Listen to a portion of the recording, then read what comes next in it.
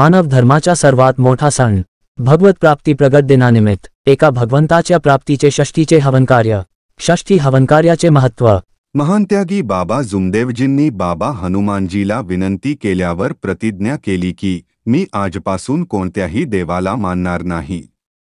हे सांगितल्यावर बाबांनी त्या शिंपी समाजाच्या बाईचे संपूर्ण दुःख दूर केले। त्यानंतर बाबांनी या शक्तीचा विचार केला की ही कोणती शक्ती असावी की जिच्यामुळे बाबा हनुमानजीच्या मंत्रोच्चाराने त्या बाईचे दुःख दूर झाले, परंतु जे त्याच मंत्राने प्रतिज्ञाच्या अगोदर झाले नाही। बाबांनी प्रतिज्ञा केल्याप्रमाणे त्या शक्तीचे संशोधन करण्यास सुरुवात केली। त्यांनी हनुमानजीसमोर प्रश्न ठेवला की हे हनुमानजी, संसार में ऐसी कौनसी शक्ति है जो शैतान को एक पल में निकाल सके? भूत किसे कहे और भगवान किसे कहे, इसका स्पष्टीकरण हमें समझा दो। यावेळेस बाबा स्वतः निराकारमध्ये आले आणि शब्द परमेश्वर रूपी बाबा हनुमानजी बाबांच्या मुखकमलातून असे शब्द निघाले कि यह एक ही परमेश्वर है जिसने इस सृष्टि का निर्माण किया है। वह एक जागृत शक्ति है जो निराकार है। यह 24 घंटे चैतन्य है, उसे प्राप्त करने के लिए 5 दिन हवन करना पड़ेगा। त्यानंतर थोड्या वेळाने बाबा त्या निराकार अवस्थेतच घरच्या मंडळींना उद्देशून म्हणाले की परिवार के लोग सुनो, हम कल से 5 दिन हवन करेंगे। ठरल्याप्रमाणे दुसऱ्या दिवसापासून बाबांनी 5 हवनांना रोज एक याप्रमाणे सायंकाळी सुरुवात केली। हा दिवस श्रावण वद्य प्रतिपदा होता व तो वार शुक्रवार होता। त्या दिवसाची तारीख 20 ऑगस्ट 1948 होती। 5व्या दिवशी हवन संपताक्षणीच बाबांचे ब्रह्मांड चढले, ते देहभान विसरले आणि निराकार अवस्थेत आले। त्या अवस्थेत ते खूप आकांत करून रडू लागले। तेव्हा घरातील सर्व मंडळी हजर होती। त्या निराकार अवस्थेत बाबांच्या मुखकमलातून शब्द बाहेर पडले की मैं कहाँ आ गया हूँ असे म्हणून पुन्हा जोरजोरात आकांत करून रडू लागले। घरच्या मंडळींना उद्देशून म्हणाले, घरवाले सुनो, मैं कहाँ आ गया हूँ, सेवक भगवान बन गया। हे ऐकून आणि बाबांना रडताना बघून घरची मंडळी घाबरली व त्यांना बाबा चूप हो जाओ असे विनवू लागली। परंतु बाबा निराकार अवस्थेत असल्यामुळे त्यांना काहीच कळत नव्हते। मैं कहाँ आ गया हूँ असे म्हणत बाबा सारखे 1 ते 1.5 तासपर्यंत आकांत करून रडत होते। त्यानंतर ते शांत झाले। निराकार अवस्थेतून ते देहभान अवस्थेत आले। त्यानंतर त्यांनी जेवण घेतले आणि आराम केला, परंतु ते गुंगीतच होते। दुसऱ्या दिवशी म्हणजे 6व्या दिवशी श्रावण वद्य षष्ठी होती। त्या दिवशी 1948 सालच्या ऑगस्ट महिन्याची 25 तारीख असून बुधवार दिवस होता। या दिवशी बाबा गुंगीतच असल्यामुळे हवनाची समाप्ती म्हणून घरच्या लोकांनी हवन केले। हवन संपल्याबरोबर पुन्हा बाबांचे अंग फिरू लागले। ते देहभान विसरले। त्यांचे ब्रह्मांड चढले आणि ते निराकार स्थितीत आले।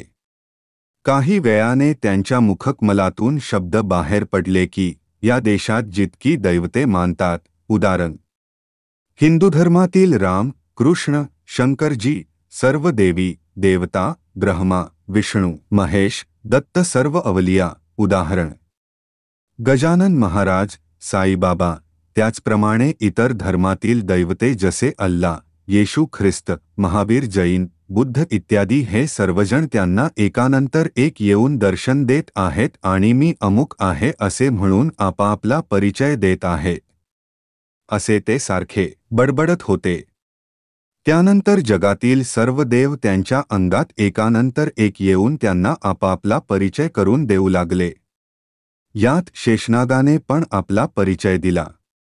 ही क्रिया खूप वेळपर्यंत सुरू होती।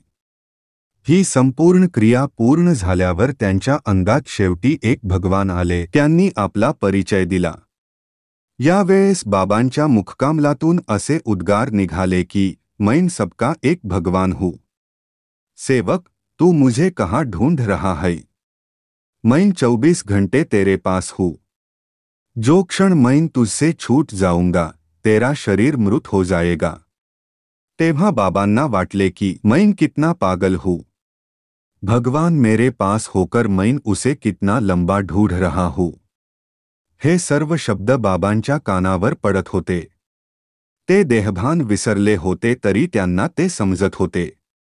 काही वेळाने त्याच निराकार अवस्थेत असताना एका क्षणी त्यांच्याच मुखकामलातून पुन्हा असे शब्द निघाले की सेवक मैं भगवान हूँ. तू मानव है. मैं जानता हूँ मानव बेईमान है. उनमें से तू एक मानव है.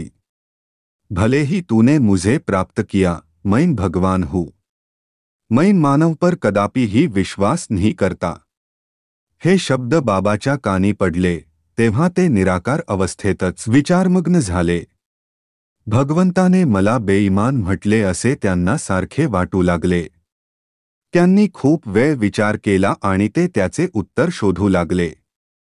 काही वेळाने त्यांना उत्तर सापडले की याचे उत्तर इमान हेच आहे आणि इमान हाच भगवान आहे असे समजून त्यांनी भगवंताजवळ प्रतिज्ञा केली की हे भगवान मैं जीवन में ईमान रखूंगा और सत्य सेवा करूंगा ऐसा आपको सत्य वचन देता हूँ. यानंतर परत विचार केला की 24 तास मानवाजवळ असणारी अशी कोणती शक्ती आहे जी नाहीशी झाल्यावर शरीर मृत होते. यावर विचार केला असता त्यांना आत्मा ही शक्ती आठवली. म्हणून पुन्हा असे शब्द निघाले की परमात्मा एक. मरेया जिये भगवंत नाम पर हे बाबांचे वचन होते जे त्यांनी एका परमेश्वराला दिले.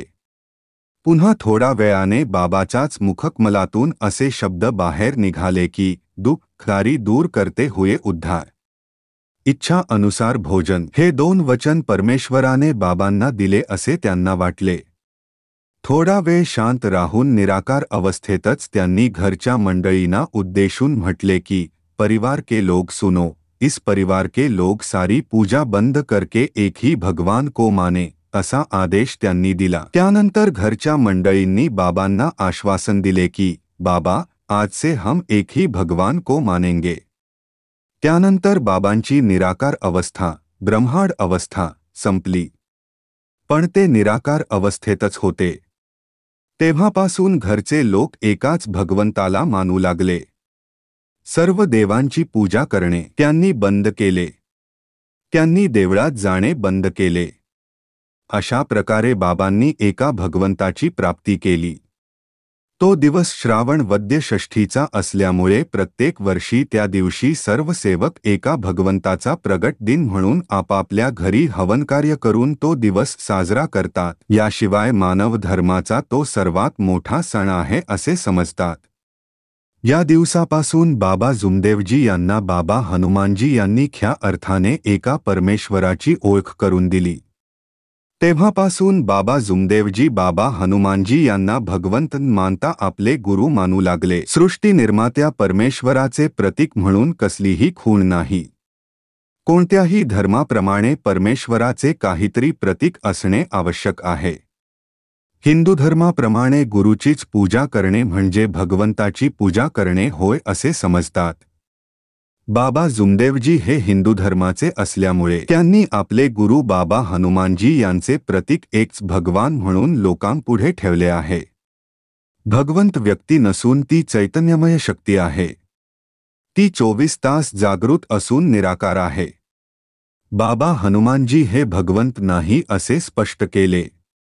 या मार्गात हवनाला महत्त्व आहे. परंतु मानवाचे लक्ष भगवंताकडे असावे म्हणून हवन करताना किंवा दररोज पूजा करताना बाबा हनुमानजींचे प्रतीक ठेवले आहे. जेणेकरून मानवाच्या मनात भगवंताविषयी जागृती निर्माण होईल आणि सदोदित मानव भगवंताचे मनन करील. बाबा हनुमानजींनी बाबा जुमदेवजींना अनेक देवदेवतांची ओळख करून दिली हे आपण वर पाहिले आहे. त्यांनी भगवंताला प्रिय असणारे कार्य केले आहे.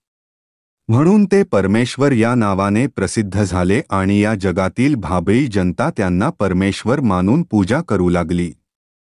परंतु ते परमेश्वर नव्हते तर मानवच होते. म्हणून जनतेने त्यांच्यासारखेच कार्य करावे. त्यांना परमेश्वर म्हणून पूजू नये. कारण परमेश्वर हा एकच आहे जो सृष्टीचा निर्माता आणि जगाचा विधाता आहे. नमस्कार.